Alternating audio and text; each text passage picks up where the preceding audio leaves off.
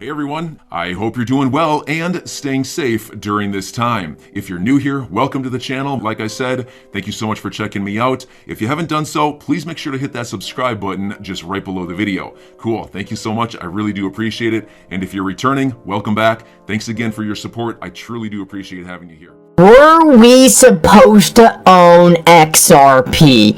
This is a controversial topic that has been talked about in the XRP community for a very long time. I'm going to get into why this has been talked about, but it really has to do with a lot of different quotes from very powerful people alluding to the fact that XRP was never made for retail. Now, that does not mean we will not be able to own XRP, but I want to show you this clip and then kind of break down everything going on here, because I think this says a lot. This has gotten into the public markets, and retail investors and mom and pops can buy XRP, and to us and to a lot of people we spoke to, that didn't make a lot of sense, because this is something that's meant to be used just in this internal system between banks around the world. Yeah, and we have a chart here on the Bloomberg that shows how Ripple had done very well at the end of last year and the beginning of this year. Ripple is the line, the purple line at the top there, outperforming everyone else, including Bitcoin and white, Litecoin. So right here, we have someone on mainstream media, Bloomberg, obviously an intelligent investor, as this clip was from a while ago, so he understood Ripple and XRP in the early days, essentially saying his investment firm didn't quite understand how retail was able to acquire XRP. And let me tell you, there's two kind of things to hit on here. One, the reason retail investors were able to acquire XRP is because there needed to be a marketplace before institutions could get involved. One of the most important things about cryptocurrencies is being able to scale liquidity. And that is one of the reasons right now we don't see certain countries using Bitcoin to avoid sanctions. Essentially, there's not enough liquidity in the asset class yet to replace our full-fledged global financial system. But what is happening here is retail investors were allowed to acquire XRP, or were needed to really build the XRP system because they needed to scale the liquidity up. That's why retail investors were allowed into it. But to answer his question, no, XRP was not designed for us. XRP is designed for something so much bigger than just retail payments. It's designed to rewire the entire financial system. So the two important things to take away here is XRP is going to be more valuable than you and I could ever understand, and that's because its purpose wasn't for us. It's for whole-scale, country-to-country financial transactions. But we are allowed into the equation because they needed us to scale liquidity. If they didn't need to scale liquidity, we probably would have never been invited to the party. Overall, I think this clip is very important for helping you guys understand what you own. XRP is so much bigger than retail speculation. It's going to be fundamental in changing payments for the largest financial institutions in the entire world. And if you don't think that is going to do insane things for the price of XRP, I don't know what to tell you. Let's keep moving though, because we actually had some breaking news in the Ripple SEC case. Brad Garlinghouse was on Fox Business News, and Brad Garlinghouse might be the best CEO in the entire world. This guy is outstanding. He stated on Fox Business that in all his meetings with the SEC, he was never told once XRP was a security. This is absolutely exculpatory for this case. Brad Garlinghouse is saying from 2013 or 2015 when he joined Ripple, but his entire time communicating with the SEC, not once did anyone tell him XRP could be a security. Then out of nowhere, in 2020, the SEC comes out and blindsides Ripple and says, oh, all this time you should have known that we were thinking privately without telling you that XRP is a security. It is nothing short of absurd, sorry, I was gonna swear, and it doesn't make any sense. That's the reason Ripple chose to fight this and bring this thing to court. They knew the SEC had no basis for any of the claims they were making, and in my opinion, this goes into all the world's a stage file. Because why would the SEC file a lawsuit where they said Brad Garlinghouse and Chris Larson knowingly and purposely broke the law when they never told Brad Garlinghouse or Chris Larson once that what they were doing was wrong? It is insane and shows what I think. I think it shows that a lot of this was planned beforehand, and a lot of these issues were simply thrown onto this lawsuit, put on the table so that they can be hashed out by the courts and create precedent going forward. We have covered that a ton on this channel, but let's keep moving. And Dictator Know-It-All responded to me, and he said no. He was told XRP isn't a security and apologized to him for having him come visit the SEC. And what he's alluding to is Brad Garlinghouse actually asked for notes from the SEC in which Elad Roisman, a former commissioner, where not only was he never told XRP was a security, but Elad Roisman actually said, we do not think XRP is a security, and we're sorry you even have to keep coming to this agency.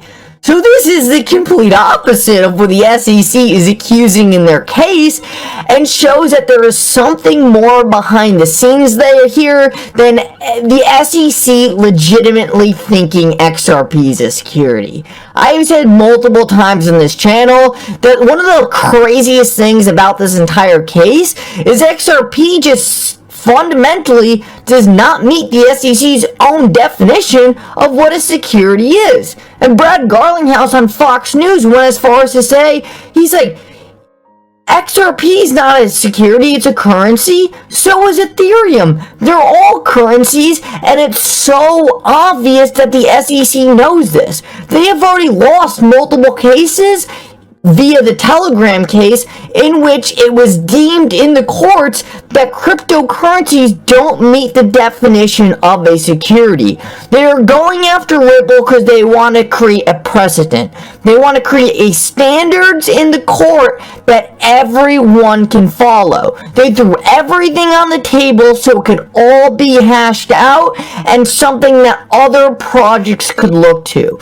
There was no way you could convince me that the SEC actually thought they would win this case. They are alleging things that are absurd given the fact that they never told Ripple once XRP was a security. Let's keep moving though. Good note out of John Deaton. He tweeted out today, I'm going out on a limb and predicting Judge Knepper denies the SEC's motion for reconsideration, affirming her ruling for the 63 speech emails be produced. I'm also going to predict the Eastbrook notes regarding the meeting with Roisman also be turned over. So it seems like most lawyers are agreeing that the 63 emails will be turned over to Ripple. I don't think we'll ever see them. There's no way. But I know Jeremy and John Deaton were conflicted on whether Ripple gets the Roisman notes. We'll just have to see how this plays out. I personally am kind of under the impression that we won't have a ruling on this, and that's because I actually tweeted out to Jeremy Hogan and John Deaton today, and I said, how does communication actually work outside of the formal filings? Does the SEC and Ripple ever meet with the judges informally to encourage negotiations before a formal ruling? So, say for example, the judge says, hey, SEC, I'm going to rule this way in favor of XRP. If you want to settle, you better go figure that out because you're not going to like this next ruling. I don't really know how every legal process works, so I wanted to get some lawyers' opinions on this. Fred actually reached out to me. He's a lawyer who follows this case, and he says this can happen, but it's specific to each judge in certain chambers. Overall, he says Netburn and Torres could have chambers call attorneys and saying, I'm about to rule this way, so you might want to consider settling prior. So it seems to me like this is something that definitely happens. And I have a feeling these two discovery rulings that are coming up are really going to dictate who wins this case. I think it's very probable that we will see a settlement before either of these decisions are made, and it's likely going to be because both parties will already have information from the judge on how they will be ruled on. We might see Judge Netburn rule away that it goes against the SEC, and then we see it pushed out with a reconsideration. But then after that reconsideration, I don't think the SEC dares go any further, especially if Ripple wins on these two key issues. Let's keep moving though, and I wanted to show you this because I believe we're starting to see settlement. We're starting to see sentiment from the SEC showing that this case might already be over. This is a recent interview with Gary Gensler on, I forget this guy's name, but he's pretty popular. I was kind of surprised that I hadn't heard about him before. I'm going to play you this clip. I'm sure you've seen it already, but it's just so funny watching Gary Gensler's face. I think it's worth a watch. To litigate. This agency has to be willing to go into court and, take some losses from time to time. But go into court, right. I think all of those things, but it's trying to use high-profile cases to bring folks back on the right side of the line. So how many high-profile cases can you think about going on at the SEC right now? And he says, in that same statement, we're going to lose some, essentially. I think Gary Gensler is already preparing for the fact that this case was set up to virtually be unwinnable. He kind of tells you exactly what I said earlier in this video. It was just to create a standard. The SEC couldn't win this case, and they literally filed it in a way where it was almost impossible for them to win certain issues. They never told Brad Garlinghouse and Chris Larson XRP was a security. How could they have knowingly been doing something wrong? It's nothing short of absurd, and Gary Gensler is literally telling you in this clip, look, we're not going to win all these cases, and specifically says directly after that, especially certain high-profile ones. I am positive he was talking about the Ripple XRP case right here. I think the SEC is going to try to twist it in a settlement. Everyone's going to know they lost when XRP is deemed not a security, but what it's going to do is create standards for the industry. That's what Ripple's fighting for right now. We're going to have to see how that all turns out, but I thought this was super interesting because prior to this, he was only talking about the SEC's wins. This is the first time I really heard him alluding to possibly losing cases in the future. Let's keep moving though. I saw this. I don't know if there's any merit behind it, but it was interesting, so I thought I'd cover it. Digital asset investor put this out. He said, anyone else heard the rumor? Settled. All the staff on the SEC versus Ripple case has been resigned. A week until news goes public. SEC is now hiring new prosecuting lawyers for illegal securities. I don't know how much merit this has behind it. I've seen so much speculation out of settlement on Twitter recently, not only from retail investors, but from lawyers as well. I think it's only a matter of time. Wouldn't surprise me if this is true. Wouldn't surprise me if it wasn't true. But either way, I thought it would cover it. I personally think we're very close to a settlement, with expert discovery ending ending. I think delays are really out of the way for most part. We might see a couple of objections to ruling, but I think the cards have really been laid out. Both parties are likely going to know where the judge is leaning, and I think we're very close to a resolution for all of this.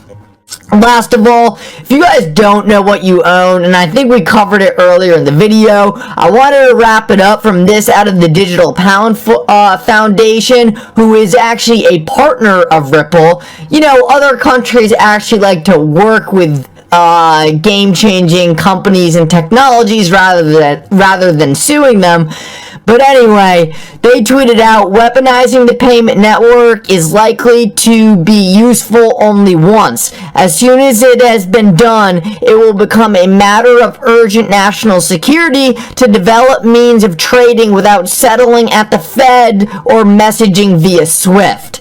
First of all, yeah, that is sounding a lot like XRP, especially this right here, without settling at the Fed. So they want to settle on a neutral ledger, and Bill points this out, and he says, other words, it may hasten the use of an open, decentralized, permissionless blockchain whose crypto is ideal for use as a bridge currency in payment transfers. He hits the nail on the head, and I think everything we're watching in the world right now has simply accelerated the timeline. I'm your guy. I will keep you posted. I'm your advocate. I'll be back on a daily basis, usually multiple times per day, with these videos to keep you updated with everything going on. So, I hope you enjoyed the video. If you haven't done so, make sure to hit that subscribe button. Feel free to share any of my videos with your friends, family, social media, or anybody who may care to listen.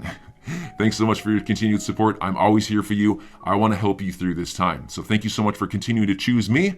Enjoy your day, stay safe, and I'll catch you again probably in a couple hours. Thanks, everybody. See you later.